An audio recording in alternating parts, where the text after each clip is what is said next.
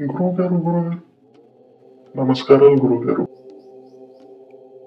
నాయనా, ఎందుకు ఇలా వచ్చావు? ఏదో సమస్యతో వస్తున్నట్టుగా అనిపిస్తుంది.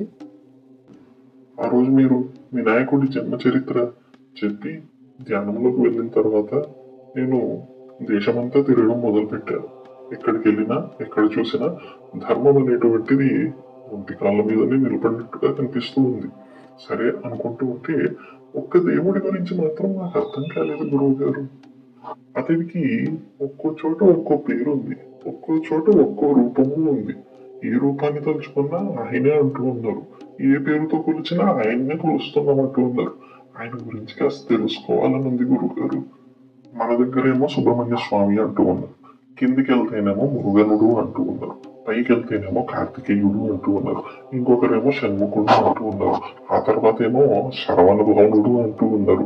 ఇలా ఎక్కడికి వెళ్ళినా ఒక్కో పేరుతోటి ఒక్కో రూపుతోటి కనిపిస్తూ ఉన్నాడు. ఒక చోటేమో నాగప్రతిష్ఠతో ఉన్నాడు, ఇంకో చోట బ్రహ్మచారిలా ఉన్నాడు, ఇంకో చోటకి వెళ్తేనేమో వల్లి దేవసేన అంటూ ఇద్దరు భార్యలతో కనిపిస్తూ ఉన్నాడు. ఒక చోటేమో వినాయకుడు అన్నయ్య అంటారు, ఇంకో చోటేమో వినాయకుడికి తమ్ముడు అంటారు, ఒకరేమో శివుడి వంశతో పుట్టాడు అంటారు, భగవద్గీత ఏమో విష్ణు వంశతో పుట్టాడు అంటారు. ఈయన చాలా విచిత్రంగా ఉన్నారు గురువు గారు. ఈయన గురించి మీరు కాస్త వివరించి చెప్తే నాతో పాటు మన శ్రోతలు కూడా ఆనందంగా అర్థం చేసుకుంటారు. సరైన సమయంలో సరైన ప్రశ్నతోటే వచ్చావు. అద్భుతం. కుమారస్వామిని గురించి తెలుసుకోవాలన్న నీ జిజ్ఞాసను నేను అర్థం చేసుకున్నాను. ఇక సుబ్రహ్మణ్యేశ్వర స్వామి, కుమారస్వామి అయినటువంటి ఆ పరమాత్మని పరంజ్యోతి స్వరూపాన్ని గురించి నేను వివరిస్తాను. అందరూ కూడా భక్తి శ్రద్ధలతోటి ఆనందంగా ఆలకించండి. ఎవరైనా సరే ముందుగా సుబ్రహ్మణ్య స్వామి ఎవరు అని అడిగితే అందరూ చెప్పేటువంటి మాట శివపార్వతుల కుమారుడు అని చెప్తూ ఉంటారు. మరి అటువంటి ఆ సుబ్రహ్మణ్యేశ్వర స్వామి జన్మ వృత్తాంతాన్ని ఏ గ్రంథం చెప్పిందో తెలుసా? రామాయణం. రామాయణంలో కుమార సంభవం అనేటువంటి ఒక అద్భుతమైన ఘట్టం విశ్వామిత్ర మహర్షుల వారు శ్రీరామచంద్రుల వారికి బోధిస్తారు. అది చాలా అద్భుతమైనటువంటి రమణీయమైనటువంటి కథ. ఆ కథను వింటే సకల సుఖాలు కలుగుతాయి, సకల పాపాలు ధ్వంసమవుతాయి అని పురాణాలు పేర్కొన్నాయి. అసలు సుబ్రహ్మణ్య స్వామి యొక్క జననం ఎందుకు జరిగింది అంటే, ముందుగా తారకాసురుడు అనేటువంటి ఒక రాక్షసుడు ఉండేటువంటి వాడు. ఆ రాక్షసుడు శివుడి గురించి ఘోరమైన తపస్సును చేశాడు. ఆ తపస్సుకు మెచ్చిన పరమశివుడు ఏం కావాలో వరం కోరుకోమన్నాడు. అప్పటికి శివుడు ఇంకా వైరాగి అయి సంసారి కాకుండా దిగంబరుడిగా శ్మశానాల్లోనూ భక్తుల దగ్గరికి, రాక్షసుల దగ్గరికి ఇలా ఇష్టం వచ్చినట్టు వెళ్తూ ఉండేవాడు. కాశీనగరానికి వెళ్ళి భిక్షాటన చేసి అన్నాన్ని పొందేటువంటి వాడు. ఆది భిక్షువుగా, ఆది గురువుగా సంచరించేటువంటి రోజులవి. అంటే ఆయనకి ఇల్లు కానీ లేనటువంటి రోజులు.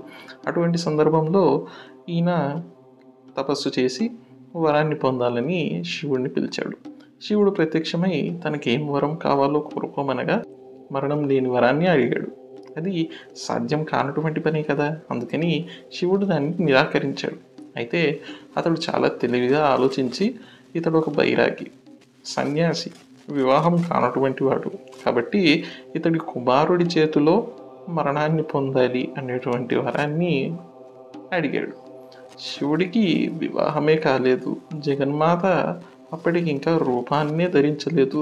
మరి అలాంటప్పుడు ఇతడి సంహారం అసంభవమే కదా. అందరూ కూడా భయపడిపోయారు, లోకాలన్నీ హడలిపోయాయి.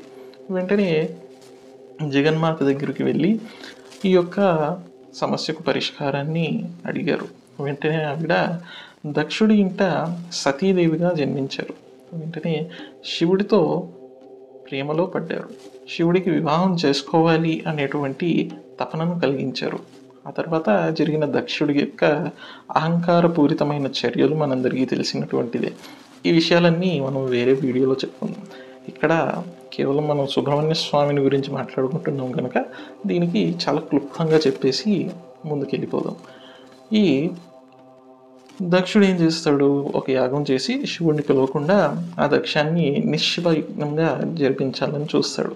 ఆ సందర్భంలో అమ్మవారు అక్కడికి వెళ్ళి తనకు జరిగినటువంటి అవమానానికి, ఆ యొక్క కర్మలకు ఫలితాన్ని అందించాలనే ఉద్దేశంతో అగ్నిలో దూకి ఆత్మాహుతి చేసుకుంటుంది. ఆ తర్వాత శివుడు వీరభద్రుడిని పంపించడం, దక్షుడి యొక్క శిరస్సు ఛేదనం చేసి ఆ తర్వాత ఒక గొర్రె తలను అతికించి అమ్మవారి కళేబరాన్ని తీసుకొని ప్రపంచమంతా యాత్ర చేసుకుంటూ ఉంటే విష్ణుమూర్తి సుదర్శన చక్రంతో దాన్ని 108 భాగాలుగా ఖండిస్తే ప్రపంచవ్యాప్తంగా 108 భాగాలు పడగా భారతదేశంలో 51 భాగాలు పడగా అందులో 18 ముఖ్యమైనటువంటి శక్తి పీఠాలుగా మారి మనకి ఇవాళకి కూడా ఆ అమ్మవారి శరీర అవయవ భాగాలు కనిపిస్తూ ఉన్నాయి.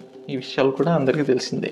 తర్వాత అమ్మవారు మళ్ళీ పార్వతీదేవిగా హిమవంతుని యొక్క కుమార్తెగా జన్మించి శివుణ్ణి పొందడానికి నవరాత్రుల్లో కూడా 9 రకాలైనటువంటి దేవి అవతారాలను ధరించింది. ఆ 9 అవతారాల్లో ఒకటైనటువంటిది స్కందమాత. స్కందుడంటే ఎవరు? సుబ్రహ్మణ్య స్వామి. ఆ సుబ్రహ్మణ్య స్వామి పుట్టే కన్నా ముందే కూడా స్కందమాత అనేటువంటి ఒక దశమహావిద్య రూపమైనటువంటి శక్తి స్వరూపాన్ని ధరించారు అమ్మవారు. ఆ తర్వాత మన్మధుడి సహాయంతో శివుడు పార్వతీదేవి గారిని వివాహం ఆడాడు. ఇదంతా సాఫీగా జరిగిపోయింది. ఈ తర్వాత ముఖ్యమైనటువంటి కార్యము కుమారస్వామి యొక్క జననం జరగాలి. కానీ అక్కడ జరిగినటువంటి సంఘటన ఇంకోటి ఉంది. అదే గజాసురుడు అనేటువంటి ఒక రాక్షసుడు రావడము, శివుణ్ణి అక్కడ బంధించడము, ఆ తర్వాత వినాయక స్వామి జననం జరగడము, మూషికాసురుడి కోసం చేసేటువంటి ఆ యొక్క లీలలు అవన్నీ మనం ఇంతకు ముందే చెప్పుకున్నాం.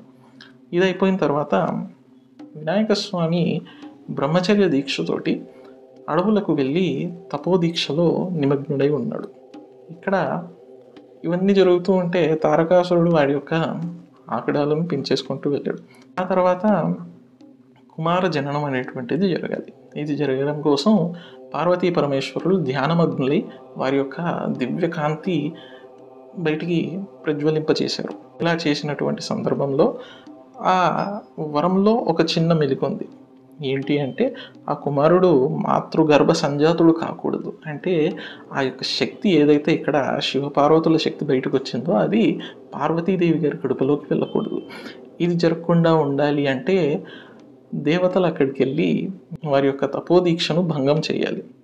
ఇది చేయడం కోసం ఇంద్రుడు సకల దేవతలతో అక్కడికి వెళ్ళి శివుడికి మొరపెట్టుకోగా ఆయన మధ్యలోనే అక్కడి నుండి లేచి వచ్చేయడంతో పార్వతీదేవి ధ్యానంలో నుండి కూడా బయటకు వచ్చేసి అక్కడ ప్రత్యక్షమవుతారు. కారణం ఏమిటి అని అడిగితే వారి యొక్క ఆ దివ్య తేజో రూపము అమ్మవారి కడుపులోకి వెళ్లకుండా ఆపడం కోసం వాళ్ళు అలా చేశారని తెలుసుకొని ఆ తర్వాత ఆ యొక్క తేజోపుంజము చాలా అంటే చాలా వేడిని ప్రజ్వలింపచేస్తూ ప్రపంచమంతా ప్రయాణం సాగిస్తుంది. దాన్ని అమ్మవారు ఎలానో కడుపులో ధరించలేరు. సరే అని ఆ అగ్నిపుంజాన్ని తీసుకొని వెళ్ళి అగ్నిదేవుడికి ఇస్తారు. అగ్ని కూడా ఆ తాపాన్ని తట్టుకోలేకపోతాడు. ఆ అగ్ని దగ్గర నుండి దాన్ని తీసుకెళ్ళి మళ్ళీ గడ్డి మీద వేస్తారు. ఆ గడ్డిలో కూడా ఆ యొక్క తాపం ఆగదు. ఆ తర్వాత గంగాదేవి దగ్గర తీసుకొని వెళ్తారు. గంగాదేవి యొక్క నీరే ఆవిరైపోతుంది ఆ వేడికి. అందుకని అక్కడి నుండి కూడా మళ్ళీ ట్రాన్స్ఫర్ అనేటువంటి చేస్తారు. ఆ తర్వాత ఆఖరికి కృత్తికా నక్షత్రం అనేటువంటిది ఒకటి ఉంది కదా, దాన్ని కృత్తికా మండలం అంటారు. ఆ కృత్తికా మండలంలోకి తీసుకొని వెళ్తే అక్కడ కృత్తికలు అనేటువంటి వాళ్ళు ఉన్నారు. ఆ కృత్తికలు 6.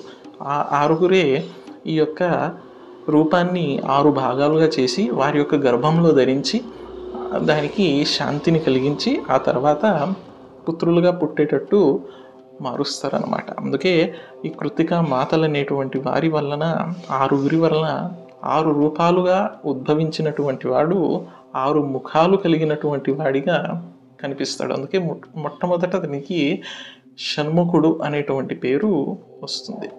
అదేవిధంగా కృత్తికలకు పుట్టాడు కనుక కార్తికేయుడు.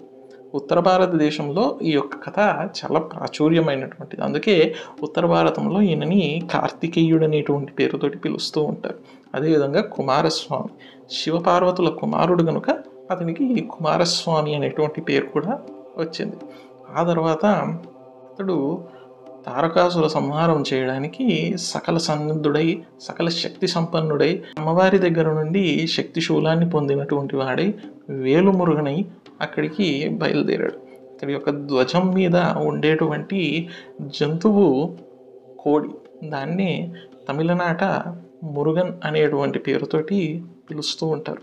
ధ్వజారోహణం చేసుకొని తారకాసుర సంహారం చేయడానికి వెళ్ళి అద్భుతమైనటువంటి విజయాన్ని పొంది తిరిగి వస్తాడు. ఆ తర్వాత వినాయకుడు సుబ్రహ్మణ్యుడు ఒక పోటీ పెట్టుకోవడము, అందులో వినాయకుడు గెలిచి విఘ్నాధిపత్యాన్ని పొందడము అందరికీ తెలిసిన విషయమే. ఆ సందర్భంలో శివుడు కుమారస్వామికి మరొక పట్టాన్ని అందిస్తాడు. అది ఏంటి అంటే దేవసేనాధిపత్యము. దేవతల యొక్క సైన్యము ఎప్పుడైతే వెళ్తూ ఉంటుందో అప్పుడు సైన్యాధ్యక్షుడిగా, సైన్యాధిపతిగా సుబ్రహ్మణ్య స్వామి వెళ్తాడు. ఆయనే ఆ యుద్ధాన్ని జరిపించి గెలిపించి ఆ రాక్షసుల దగ్గర నుండి కూడా రక్షిస్తూ ఉంటాడు. ఇలా ఎన్నో సందర్భాల్లో యుద్ధాల్లో నుండి ఆయన గెలిపించాడు. అందుకే ఆయన గాడ్ ఆఫ్ వార్. రాబోయేటువంటి రోజుల్లో ఈ గాడ్ ఆఫ్ వార్ అనేటువంటిది మీకే తెలిసి వస్తుంది. అలా యుద్ధాలు అనేటువంటి దానికి సుబ్రహ్మణ్య స్వామి ముఖ్య కారకుడయ్యాడు. భూలోకంలో దక్షిణ భారతదేశంలో దక్షిణాదిన తన యొక్క ధ్వజాన్ని పెట్టుకొని తన రాజ్యాన్ని అక్కడ స్థాపించాలి అనుకొని కైలాసం నుండి కూడా దిగి వచ్చేస్తాడు ఒకానొక సందర్భంలో. అలా వచ్చినటువంటి సందర్భంలో ఆయన బ్రహ్మచారి, బాల బ్రహ్మచారిగా ఇక్కడికి వచ్చేసాడు కాబట్టి ఆ బ్రహ్మచారి స్వరూపంలోనే తమిళనాట కొన్ని చోట్ల చిన్న బాలుడిగానే భావిస్తూ ఉంటారు. వాళ్ళకి కూడా మాఘమాసం అనేటువంటిది వస్తే సృష్టి అనేటువంటి ఆయనకు సంబంధించినటువంటి అద్భుతమైన ఆ రోజున సుబ్రహ్మణ్య సృష్టి అనేటువంటి దాన్ని జరుపుకొని అందరూ కూడా బ్రహ్మచారులకు భోజనాలను పెడుతూ ఉంటారు. అలా ఉండేటువంటి ఈ సుబ్రహ్మణ్యేశ్వర స్వామిని వల్లి దేవసేన అనేటువంటి ఇద్దరు భార్యలతోటి వివాహం జరిగింది. ఈ వివాహాలు జరగడానికి కూడా కొన్ని లీలా వినోదాలు జరిగాయి. ఆ లీలా వినోదాలు జరిగేటువంటి క్రమంలోనే ఆంధ్రదేశంలో ఉండేటువంటి శ్రీశైలానికి దగ్గరలో ఈ యొక్క వల్లి దేవిని ఆయన చూస్తాడు. వారి యొక్క తెగకు సంబంధించినటువంటి విధంగా సర్పరూపంలో వారికి దగ్గరవుతాడు. అలా దగ్గరైనటువంటి సందర్భంలోనే సుబ్బరాయుడిగా, సుబ్రహ్మణ్య స్వామిగా ఆయన అవతరిస్తాడు. అప్పటి నుండి కూడా ఆయనకి సుబ్రహ్మణ్యేశ్వర స్వామి అనేటువంటి పేరుతో ప్రఖ్యాతి అనేటువంటిది వస్తుంది. ఇది కర్ణాటక ఆంధ్ర బార్డర్లో జరిగింది కాబట్టి మనకి కర్ణాటకలోను ఆంధ్రప్రదేశ్లోనూ కూడా ఈయనని సర్పస్వరూపముగా, నాగస్వరూపముగా చూసుకుంటూ ఉంటారు. 6 తలలు ఉండేటువంటి ఒక నాగసర్పం ఏ విధంగా ఉంటుందో అటువంటి వాడు ఈ యొక్క షణ్ముఖ సుబ్రహ్మణ్యేశ్వర స్వామి. అలా ఈ ప్రాంతాల్లో ఆయన్ని ఆ పేరుతో పిలుస్తూ ఉంటారు. అదేవిధంగా శరవణ భవనుడు ఈ పేరు రావడానికి గల కారణం ఏమిటి అనేది నేను తర్వాత ఒక 2 నిమిషాల్లో చెప్తాను. అంతకన్నా ముందు వేరే పేర్లను గురించి కూడా మాట్లాడుకుందాం. స్కందమాత అని చెప్పాను కదా. స్కందుడు అంటే ఏంటి అంటే భుజబలాలు కలిగినటువంటి వాడు స్కందుడు. మనము షోడశోపచార పూజలు చేసేటువంటి సందర్భంలో స్కందో పూజయామి అనేటువంటి మాట కూడా ప్రతి దేవుడికి వింటూ ఉంటాం. స్కందం అంటే ఏంటంటే భుజాలు.